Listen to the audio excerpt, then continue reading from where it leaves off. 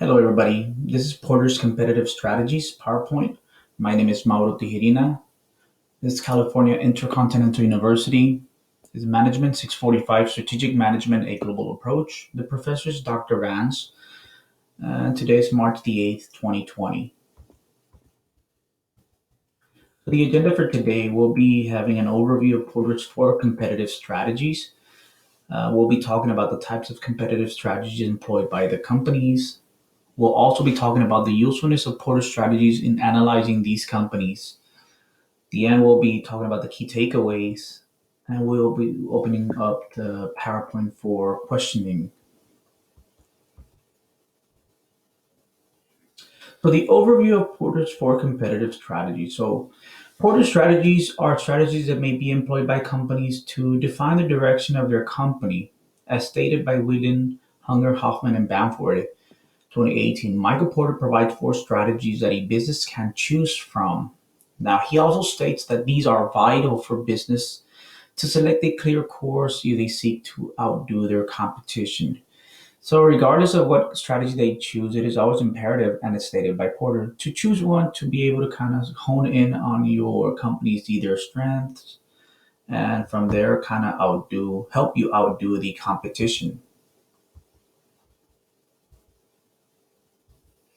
Now, the strategies offered by Porter include cost leadership, it includes differentiation, it as well includes cost focused and differentiation focused.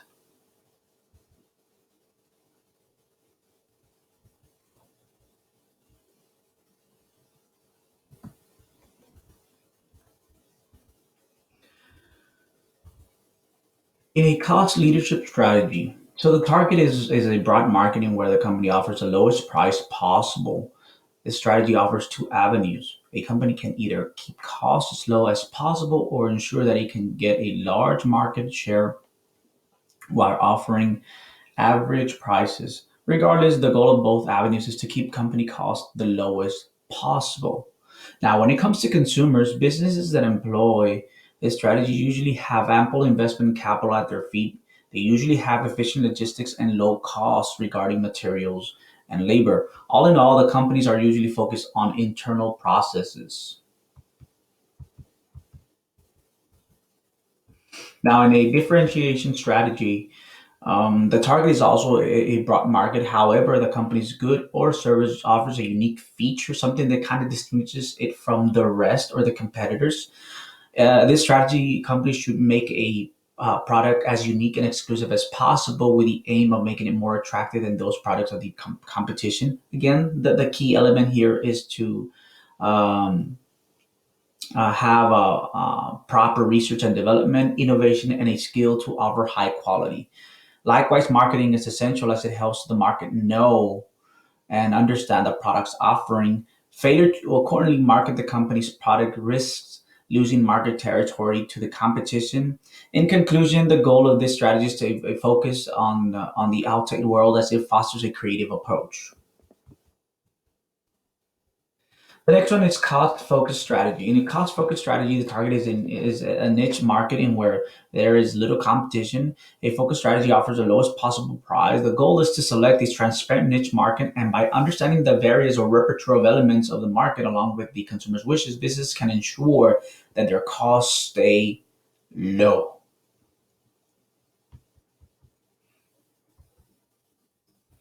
The differentiation focused strategy. In a differentiation focused strategy, the target is a niche market, like mentioned, kind of similar to the one mentioned earlier. However, the company's good or service offers unique features.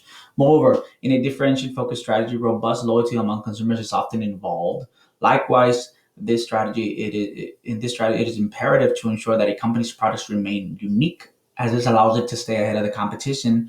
Lastly, in order to select the most appropriate strategy for the company, it is vital to know and understand the company's strengths and competencies.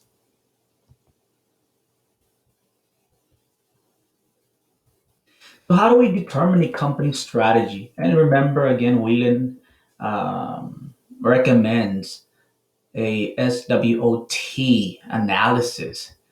So, The purpose behind it is because a SWOT analysis clarifies a company's strengths and weaknesses, and as well it highlights the opportunities and threats. So before we can actually move forward and kind of determining what best fits the company or our company, it is imperative that we conduct an analysis, and it is in the most recommended analysis, the SWOT, the strengths and weaknesses, opportunities and threats. Doing so kind of hones in on our either strengths or our weaknesses, and from then on we can move forward to determining what strategy best fits the company. Some examples of companies that have employed these type of porter strategies includes one of them, which was one very unique, the Bank Melli of Iran. So Bank Melli of Iran has employed differential strategy as their priority, as their main one. There are also some other strategies that have followed the differentiation strategy, include the focus and the cost leadership. So the Bank Melli determines their strategy based on personal thinking, personal abilities, market development, service provision, and product presentation. For the back belly, the differentiate strategy is their first priority. It is followed by the focus and the cost leadership strategies. Another one that couldn't have been couldn't leave out includes Walmart. And Walmart also employs some of the strategy in this case, the cost leadership. So as stated by Ecavone and Javorki Keller and Tybout, the strategic principle that is evident in Walmart's competitive advantage over its competitors in Mexico is its cost leadership strategy. According to Francisco Martinez, the CFO of Commercial Mexican SA, a retail chain in Mexico, he buys over 20,000 plastic toys. However, Walmart buys 20 million. Now, when the question posed behind this scenario was, okay, so who do you think gets the lower price? Indeed, Walmart does. Walmart, because I mean they're a giant, they're able to buy more. So Walmart gets them cheaper. As a result, Walmart's buyer power and cost leadership.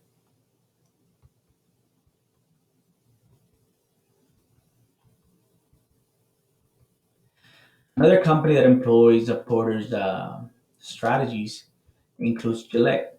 So a great example of a company is Gillette. Gillette is a great at marketing its flagship Mach 3 razor in a little over 100 countries around the world. The razor, the Mach 3 is pretty much everywhere.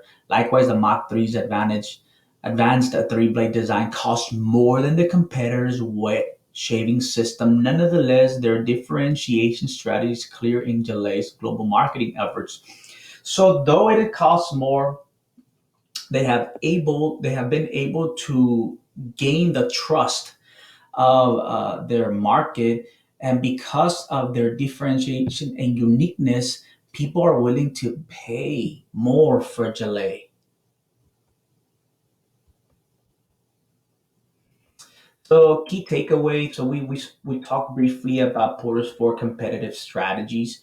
We spoke briefly about the type of competitive strategies employed by companies, the usefulness of Porter's strategies in analyzing these companies. The key takeaway beyond all is the fact that if a company lacks a strategy, it will be no accident if the company fails. I've always believed that success is no accident, but instead it is the outcome, the derivative of a company's or of anyone's ability to plan, to prepare for success. Companies that prepare for success have a bigger opportunity at succeeding. I mean, we go back to the portage for competitive strategies. How can you hone in on your strengths or understand your weaknesses or your opportunities or your threats if you don't analyze your company? So when look at the market, companies that fail usually have something in common. There was really no strategy. And rather than implementing a strategy that they believe is best, they themselves at heart believe is best, they need to conduct an analysis and understand what are their strengths, what are their weaknesses, what are the opportunities, what are the threats. And from then on, as a whole, take a shared diagnostic and mutual engagement, and from then on kind of define what will be their strategy and then decide to move forward with that strategy. Again, you're in a merit-based analysis, doing a merit-based analysis. Again, thank you so much for this for looking at for taking a view of my presentation. If you have any questions, comments, concerns, I will be uploading this video to YouTube. So go ahead and leave any questions, comments, concerns in the box below, and I will be more than glad to answer any questions, comments that you might have. Again, thank you so much. You all have a blessed day.